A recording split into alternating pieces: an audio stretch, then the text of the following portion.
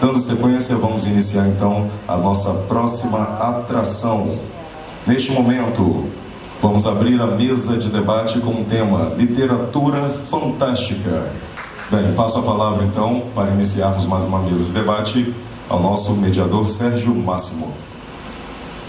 Obrigado, boa tarde a todos. Sou o Sérgio. Queria agradecer ao convite da organização da Bienal, da Prefeitura. Estou aqui compondo a mesa de bate-papo com essas feras aqui. Vamos estar falando de histórias fantásticas, histórias que já estão permeando a humanidade desde sempre, em formas de folclore, contos mitológicos, enfim, fábulas. E a gente podia começar trocando uma ideia sobre quais os elementos podem ser considerados essenciais de uma literatura como fantástica, o que diferencia a literatura fantástica dos outros tipos de ficção e como vocês foram fisgados. Gente, boa tarde. Obrigado aí pela presença de todos, pelo convite.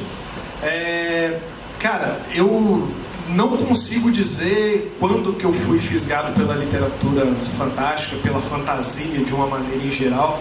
Porque assim, desde que eu me entendo por gente, já vendo televisão, sempre teve esse tema, esses temas que permeiam a literatura fantástica, a fantasia sempre estiveram na televisão. A gente assistia umas coisas assim quando era criança, tipo He-Man, Thundercats, era sempre uma coisa mágica, um outro mundo a gente via. Teve um filme que me marcou na infância, que era o Willow na Terra da Magia. Quem fala sobre esse filme denuncia a idade, porque esse filme é bem antigo e ele mostrava umas coisas, uma bruxa transformando todos os soldados em porcos, assim, tem uma cena que marcou assim. Então isso sempre teve, assim, eu não lembro quando que foi fisgado, porque isso sempre teve, assim, de uma maneira ou de outra que a gente vê. Isso sempre me fascinou muito pelas histórias, pela essa capacidade de contar umas histórias fantásticas, assim, que a gente tem. E hoje eu vejo a fantasia assim como um dos dois pilares de algo que está muito na moda, que é a nerdice, Você ser nerd tem dois pilares, tem a fantasia e a ficção científica. Se você pegar esses dois aí, meio que coloca a gente aí como um nerd clássico, assim, e essas coisas mantêm, e que essas coisas estão em voga, são pop hoje, que até foi chamada aqui de cultura pop, na apresentação. Isso é pop hoje, é popular. E, tipo assim, entre essas duas coisas, a ficção científica e a fantasia, tem umas diferenças. Tem umas correntes até que botam as duas como a mesma coisa, assim, com a ficção científica como sendo parte da fantasia também. Mas eu vejo, assim, como cada uma, por exemplo, a ficção científica, ela tem como o seu fetiche a realização do homem pela tecnologia, aquilo que o homem cria. Por exemplo, você imaginar um mundo que o carro voa. O carro que voa foi criado pelo homem. E isso aponta para o futuro. Esses carros que voam, o sabre de luz, as naves espaciais que cruzam o espaço. Então isso aponta para o fetiche da realização humana, daquilo que o homem construiu com suas próprias mãos. Enquanto que a fantasia aponta para o passado. Ela aponta para aquilo que a gente não tem uma explicação racional em relação a isso. E aí você tem o quê? O mágico.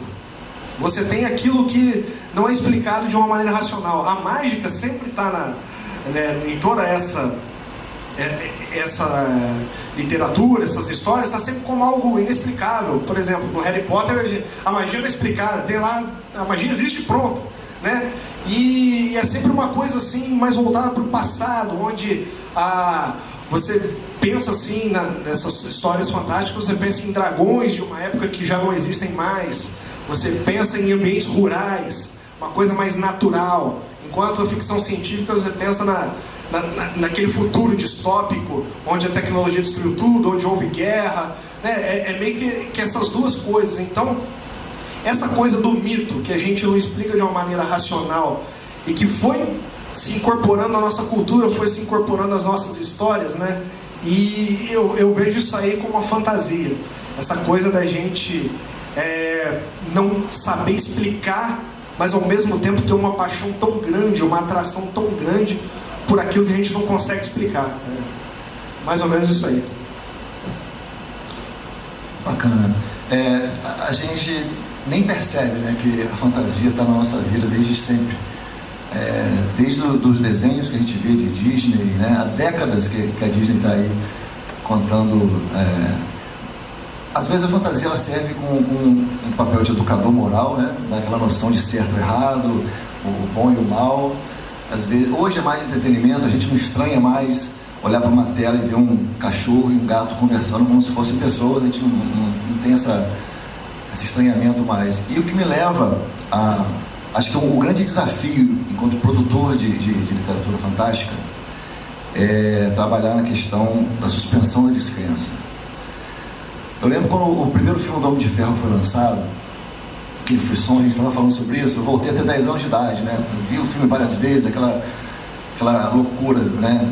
Você visualizar na tela tudo que você sempre imaginou. E a gente estava tendo uma conversa no intervalo de aulas na faculdade, todo mundo animadíssimo sobre o filme. Uma colega falou assim: odiei. Silêncio na mesa, né? Por quê? Muita mentirada. Silêncio novamente. A pessoa vai ver um filme de super-herói, né, da Marvel, e ficou surpresa de ter muita mentira na tela. Como é que é trabalhar isso numa obra de fantasia? Tem essa dosagem de como fazer o negócio ficar convincente, não separar, não desligar o leitor da história? Sobre isso, assim, eu acho que essa questão de contar histórias, né, vem lá do passado, da nossa... Que a gente conta histórias para tudo, né? E a gente cresceu também ouvindo histórias de contos de fada, que era muito comum. A mãe contava para dormir, então você fala aí da Branca de Neve, né, do Chapeuzinho Vermelho, que no fundo, né, é um lobo que engoliu uma avó inteira, depois ela abriu a barriga, tirou a avó de dentro da barriga do lobo, que é uma coisa absurda, né, se a gente for pensar hoje, mas que no fundo traz uma história, traz uma lição de moral que é você não dar ideia para estranhos, você não acreditar no que as pessoas contam por aí para você. Então desde pequeno a gente também tem contato com isso, né? Tem contato com uma história, com um valor, com um ensinamento que vem numa embalagem legal de alguma história, de algum castelo, de alguma princesa, de algum animal da floresta falante. Então a gente vai filtrando o que a gente aceita ou não disso quando cresce, né? Eu acho que a maioria aqui também, em algum dia, em algum momento, acreditou em Papai Noel, mas quando você vai crescendo, você fala, pô, não é bem assim, né? Não é bem assim. Acabar com o sonho de alguém ali que ainda acreditava nele, poxa. Desculpe. Mas aí... Spoiler, Papai Noel não existe. Mas aí a gente vai tendo essas lições dentro de um pacote mais legal, dentro de um pacote mais bonito, e que a gente, conforme vai ficando adulto, vai aprendendo a filtrar isso aí. Então isso também é um elemento que vale para o outro tipo de entretenimento, né? A gente vê assim, às vezes algum filme de ação que não tem um elemento mágico, uma fada, ou um gnomo, ou um dragão, mas o cara sozinho mata o exército inteiro. Isso é uma coisa absurda se a gente for parar para ver, mas acha aquilo legal. Então, assim, eu acho que no fundo é uma história, um ensinamento, alguma coisa que a gente pode trazer para a nossa vida travestido com uma roupagem mais palatável, uma roupagem que sai um pouco desse nosso mundinho protegido, em que não acontece muita coisa, né? Eu acho que vai esse fetiche também de acontecer coisas incríveis, coisas completamente contrárias que aconteceriam no nosso mundo, acontecer ali dentro e a gente poder apreciar isso com segurança. E às vezes é só pelo entretenimento mesmo, né? Para se desligar, né? A gente vê a popularização do gênero de fantasia agora, tem muita adaptação de mídias, né? De quadrinhos e filmes, animações. Eu acho que para produtores de literatura fantástica, isso pode complicar na parte da originalidade. Não? Às vezes eu tenho a impressão, sai muita coisa nova, né? E você para ver e você pensa, eu já vi isso antes, né? Mais do mesmo. Como é que fica esse desafio, então, de você tentar se destacar um pouco em relação ao que já foi feito, o perigo do clichê, né? E o perigo de você tentar ser muito original também e dar um tiro no pé. A gente estava conversando sobre isso mais cedo, e o exemplo que a gente levantou foi do vampiro que brilha no sol da Stephenie Meyer, né? Então ela tentou fugir um pouco do tradicional vampiro, né? Que foge do sol por motivos de autopreservação, e aí o cara perdeu o lado horror do vampiro ali nisso. Como é que é essa coisa de ser original, ainda ser original? Tem espaço para explorar mais coisas? Eu queria comentar que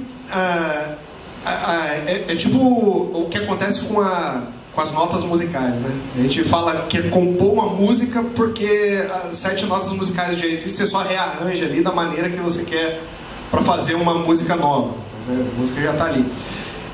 Então, por mais que a gente já tenha os estereótipos aí de todos esses seres, todas essas coisas que a gente habita, acho que essa questão do roteiro que é interessante. De repente você pegar um roteiro que subverta alguma dessas fórmulas já prontas.